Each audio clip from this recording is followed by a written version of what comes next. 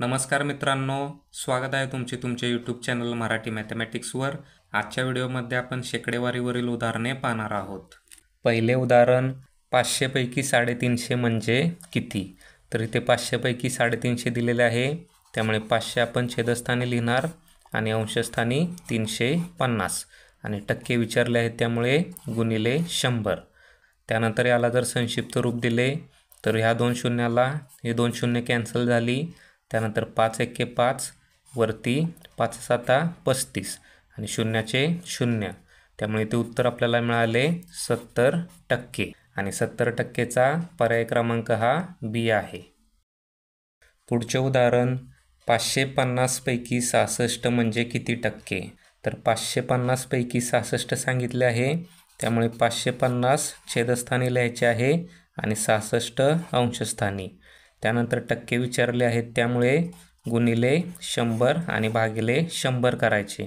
इथे भागिले 100 आपण नाही लिहिले तरी चालते, कारण नंतर ते आपण टक्के म्हणून लिहिणार आहोत। त्यानंतर इथे जर संक्षिप्त रूप दिले तर शून्याला शून्य कॅन्सल झाले।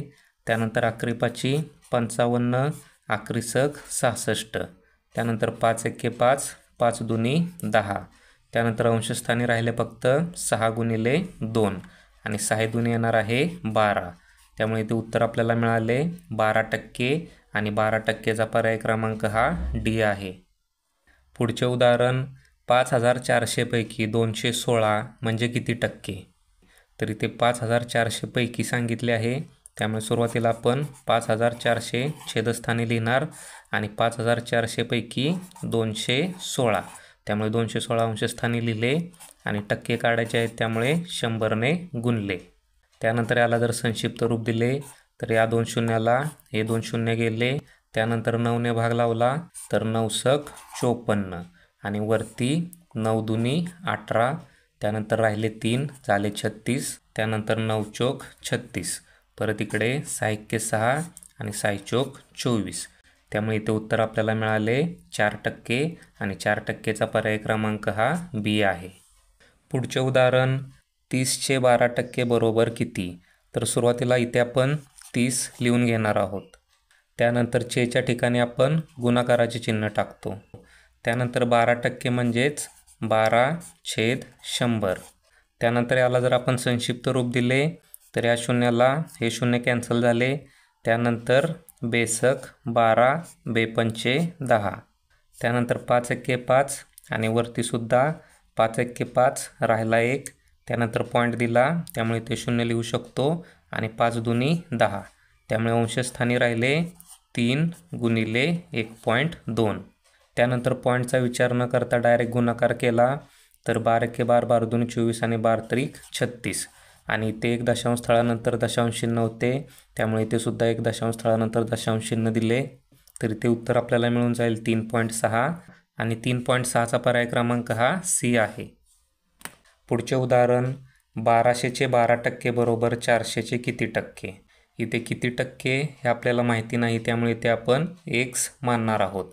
त्यामुळे सुरुवातीला 1200 आहे तसे लिहून घेतले, त्यानंतर चेच्या ठिकाणी आपण गुणाकाराचे चिन्ह लिहितो, त्यानंतर 12% म्हणजे 12/100 बरोबर 400चे किती टक्के ते माहिती नाही, त्यामुळे 400चे x% इथे आपण लिहून टाकले।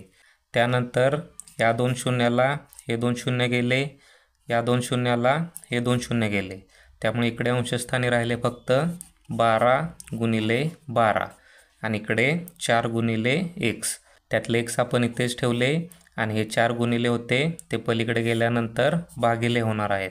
त्यानंतर परत इथे संक्षिप्त रूप दिले तर 4 एके 4, 4 त्रिक 12, त्यानंतर इथे राहिले फक्त 12 गुणिले 3 म्हणजेच 12 त्रिक 36, त्यामुळे ते आपल्याला xची किंमत मिळाली 36% आणि त्याचा पर्याय क्रमांक हा बी आहे। पुढचे उदाहरण, 1200चे 15% बरोबर किती?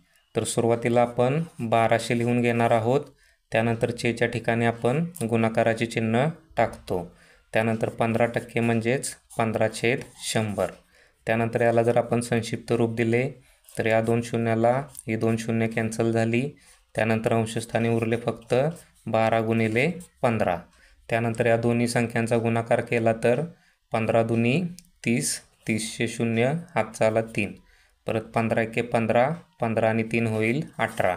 त्यामुळे इथे उत्तर आपल्याला मिळाले 180 आणि 180चा पर्याय क्रमांक हा बी आहे. शेकडेवारीवरील तुम्हाला जर अजून उदाहरणे पाहायची असतील तर डिस्क्रिप्शन बॉक्समध्ये तुम्हाला प्लेलिस्टची लिंक मिळून जाईल. तिथून तुम्ही अजून व्हिडिओ पाहू शकता. हा व्हिडिओ तुम्हाला कसा वाटला ते खाली दिलेल्या कमेंट बॉक्समध्ये कमेंट करा. व्हिडिओ आवडला असेल तर लाईक करा, शेअर करा आणि चॅनलला सबस्क्राईब करा. धन्यवाद.